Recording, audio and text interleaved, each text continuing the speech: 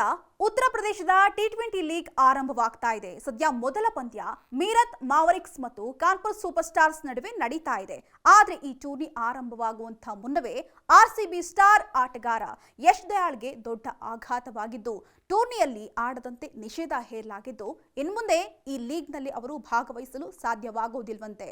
ಹೌದು, ಗೋರಖ್ಪುರ ಲಯನ್ಸ್ ತಂಡವು ಹರಾಜಿನಲ್ಲಿ ಯಶ್ ದಯಾಳ್ ಅವರನ್ನ 7 ಲಕ್ಷ ರೂಪಾಯಿಗೆ ಖರೀದಿ ಮಾಡಿದೆ. ಜೊತೆಗೆ ಕಳೆದ 2 ವರ್ಷಗಳಿಂದ ಯಶ್ ದಯಾಳ್ಗೆ ತುಂಬಾನೇ ಬೇಡಿಕೆ ಕೂಡ ಇತ್ತು. ಆದ್ರೆ ಈ ವರ್ಷ ಯಶ್ ದಯಾಳ್ ಅವರಿಗೆ ಬ್ಯಾಡ್ ಟೈಮ್ ಶುರುವಾಗಿದೆ.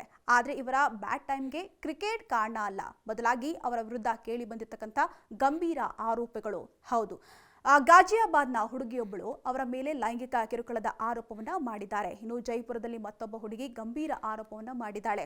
ಈ ಕಾರಣದಿಂದಾಗಿ ಉತ್ತರ ಪ್ರದೇಶದ ಟಿ20 ಲೀಗ್ನಲ್ಲಿ ಅವರನ್ನ ಆಡದಂತೆ ನಿಷೇಧ ಹೇರಲಾಗಿದೆ. ಇನ್ನು ದಯಾಳ್ ನಿಷೇಧದ ಬಗ್ಗೆ ಯಾವುದೇ ಅಧಿಕೃತ ಹೇಳಿಕೆ ಹೊರಬಿದ್ದಿಲ್ಲ. ಆದರೆ ಅವರು ಉತ್ತರ ಪ್ರದೇಶದ ಟಿ20 ಲೀಗ್ನಿಂದ ಹೊರಬಿದ್ದಿರೋದು ಪಕ್ಕಾ ಅಂತ ಹೇಳಿ ವರದಿಗಳು ಹೇಳ್ತಾ ಇದೆ. ಇನ್ನು ಈ ಮೂಲಕ ಯಶ್ ದಯಾಳ್ ಕ್ರಿಕೆಟ್ ವೃತ್ತಿ ಜೀವನದ ಅಪಾಯದಲ್ಲಿದೆ ಅನ್ನೋದು ಸ್ಪಷ್ಟವಾಗಿ ಗೊತ್ತಾಗ್ತಾ ಇದೆ.